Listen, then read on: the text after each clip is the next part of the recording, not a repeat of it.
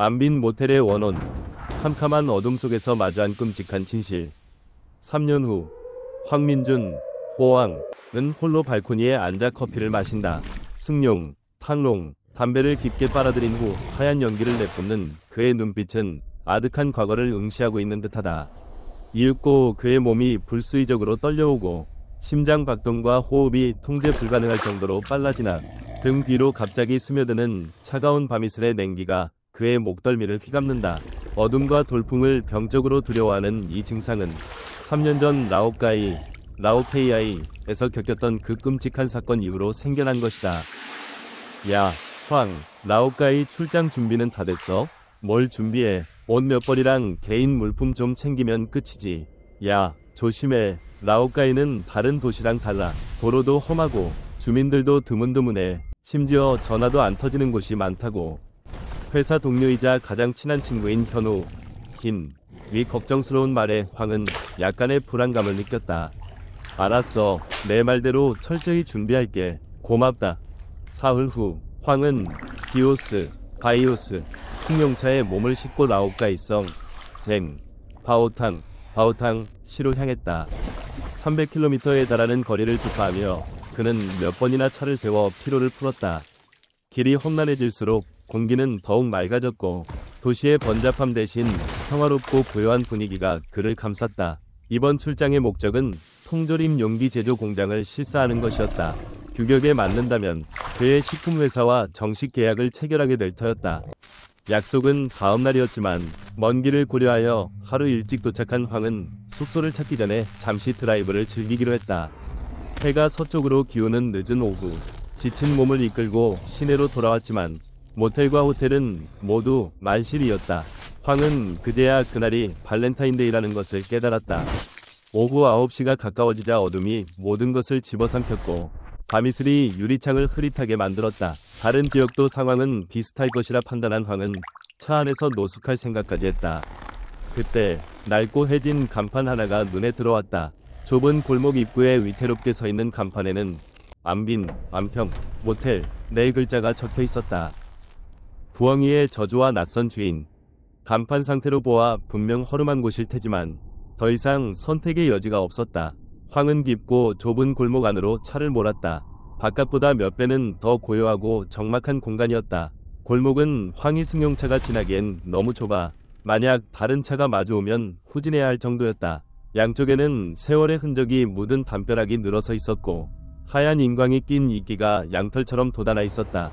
이상하게도 이 골목 안에는 다른 집은 보이지 않았다. 마치 산속 깊은 곳으로 통하는 철로 같았다. 점점 짙어지는 밤안개 속 황은 순간적으로 소름 끼치는 충격을 받았다. 무언가가 차창에 세게 부딪혔다.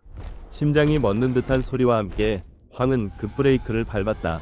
정신을 차리고 보니 차창 밖에는 녹색으로 이글거리는 두 눈이 자신을 뚫어지게 노려보고 있었다. 황은 반사적으로 비명을 질렀다. 그것은 부엉이였다. 황은 안도의 한숨을 쉬었지만 여전히 심장이 격렬하게 뛰었다. 그는 부엉이를 쫓아내려 유리창을 두드렸지만 부엉이는 미동도 하지 않았다. 그 두 눈은 짐승의 눈이라기엔 너무나 기이하게 그의 영혼을 파고드는 듯한 섬뜩한 시선이었다. 황은 더 이상 전진할 용기를 잃고 후진하려 했다. 그때 차 옆면 유리창에 갑자기 얼굴 하나가 바싹 달라붙었다. 동시에 쉰 목소리가 들려왔다. 젊은이, 모텔을 찾는 거요? 너무나 갑작스러운 출연에 황은 또 한 번 몸서리쳤다. 부엉이는 온데간데 없었다. 황은 간신히 정신을 수습했다. 그는 자신을 안빈 모텔의 주인이라고 소개하는 배가 나오고 키가 작은 남자를 따라 모텔 입구로 들어섰다. 100m쯤 골목을 더 들어가자 낡은 철문과 붉은 등불 2개가 황을 맞이했다. 등불의 희미한 불빛은 주변을 더욱 기괴하게 만들었다. 안으로 들어서니 어두운 공간만 가득했다. 황은 물었다. 사장님, 왜 이렇게 불이 어둡습니까? 장사가 잘 안 되나요? 주인은 외진 위치 때문에 손님이 드물다고 설명했다. 황은 위아했지만 주인이 과거에는 장사가 잘 되었으나 도시 계획으로 인해 이렇게 되었다고 덧붙이자 더 이상 묻지 않았다. 하룻밤 가격은 얼마입니까? 젊은이가 원하는 만큼만 주게나. 정해진 가격은 없다네. 이상한 주인이었지만 황은 50만 동을 제시하며 합의했다. 307호 열쇠를 드리겠습니다. 온수도 잘 나옵니다. 황은 열쇠를 받고 계단을 올라갔다. 피로 물든 욕실과 여인의 그림자. 계단에는 얇은 먼지가 쌓여 있었고 벽에는 거대한 거미줄이 쳐져 있었다. 주인의 말과는 달리 방이 자주 청소되는 것 같지는 않았다. 3층에 도착하자 복도는 암흑이었다. 휴대폰 플래시를 켜고 걸음을 옮겼다. 발소리가 또각또각 울려 퍼졌고 복도 벽을 따라 메아리치며 마치 다른 사람들의 발소리처럼 들려왔다. 복도 맨 끝에 있는 307호 문을 열자 끼익 하는 소리가 복도를 갈랐다. 불을 켜자 예상과는 달리 방은 깨끗했다. 벽은 새로 칠한 듯했다. 황은 지친 몸을 침대에 던졌다. 30분쯤 눈을 붙이고서야 옷을 챙겨 샤워를 하러 들어갔다. 따뜻한 물줄기가 온몸을 감쌌다. 피로가 풀리는 것을 느끼며 눈을 떴을 때 황은 경악했다. 발밑에 물이 막지 않았다. 마치 핏물처럼 붉게 물들어 있었다.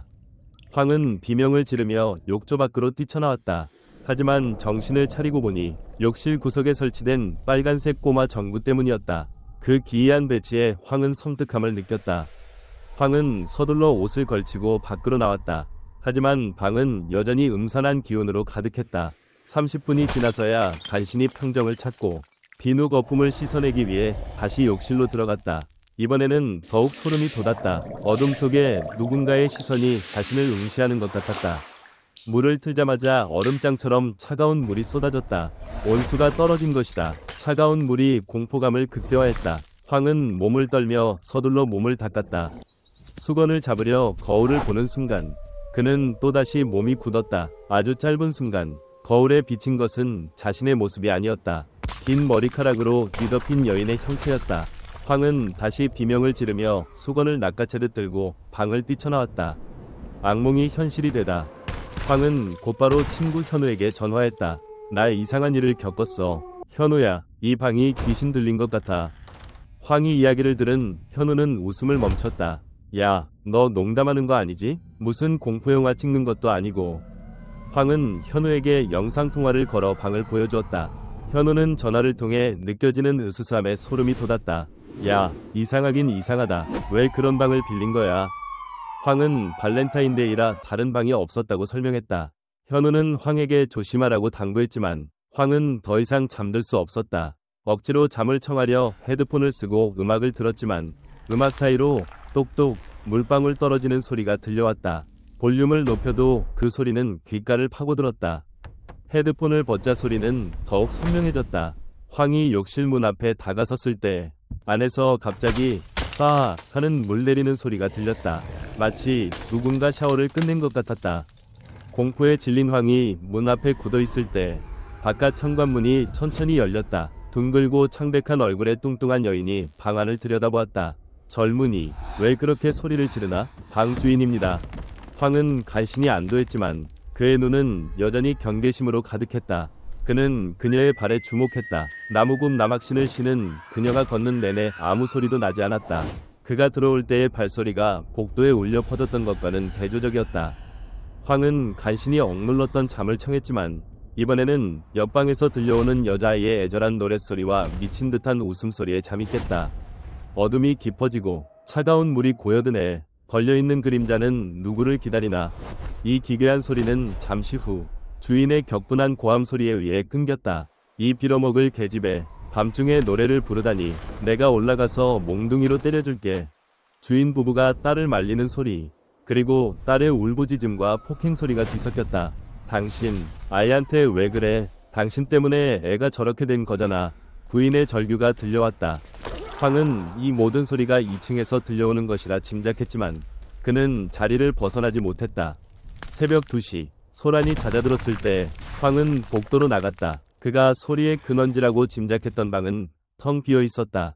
가구조차 없이 하얀 먼지가 수북이 쌓여 있었고 벽에는 거미줄이 빽빽하게 쳐 있었다. 마치 오랫동안 버려진 폐가 같았다. 그때 뒤에서 누군가 차가운 손을 그의 어깨에 얹었다. 황이 돌아서자 하얀 원피스를 입은 소녀가 슬픈 눈으로 그를 바라보고 있었다. 그녀는 자신을 주인 부부의 딸인 별표 수아, 서이, 별표라고 소개했다. 수아는 황에게 미친 듯이 노래 부르는 여자는 동생 해리, 레이며 해리가 정신적인 충격으로 이상해졌다고 설명했다. 황은 그녀에게 공감하며 다시 방으로 돌아갔다. 새벽의 학살. 황이 다시 잠을 청하려 했을 때 모텔 입구에서 요란한 자동차 경적 소리가 울렸다. 곧이어 건달처럼 보이는 덩치 큰 남자들이 2대의 검은 차에서 내렸다. 그들은 주인 부부에게 행패를 부리며 가장 좋은 방을 내놓으라고 요구했다. 결국 그들은 황이 옆방을 차지했고 황은 그들의 대화를 모두 들었다. 그들은 마약 밀매와 관련된 위험한 거래를 하고 있었고 그들의 두목인 별표 천우, 시엔, 별표는 아버지 별표 경식, 켄, 별표의 사업을 물려받으려 하는 잔인한 인물이었습니다.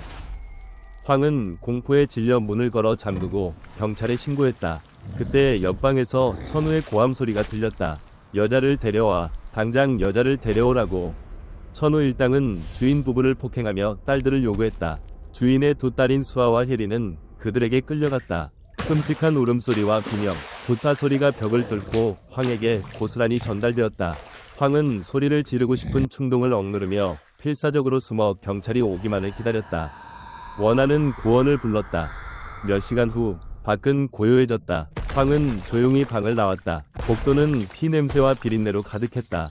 그의 방문 앞에는 수아의 시신이 버려져 있었다. 머리는 짓이겨져 있었지만 2 눈은 붉게 충혈된 채 황을 똑바로 노려보고 있었다.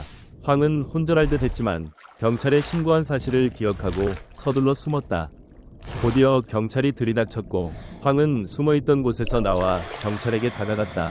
그는 모든 것을 털어놓았다. 자신이 겪은 모든 기이한 현상과 천우 일당의 잔혹한 살인을 설명했다.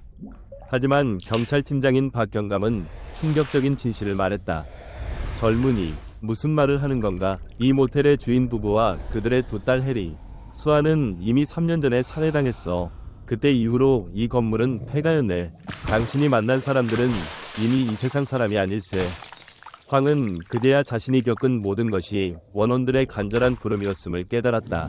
부엉이의 눈, 붉은 욕실물, 미친 노래, 그리고 텅 빈 방, 모두 그들이 자신들의 억울한 죽음을 세상에 알리려 했던 방식이었다. 그들이 황에게 모든 것을 보여준 것이다. 황이 상세한 증언은 과거 미제 사건과 완벽히 일치했다.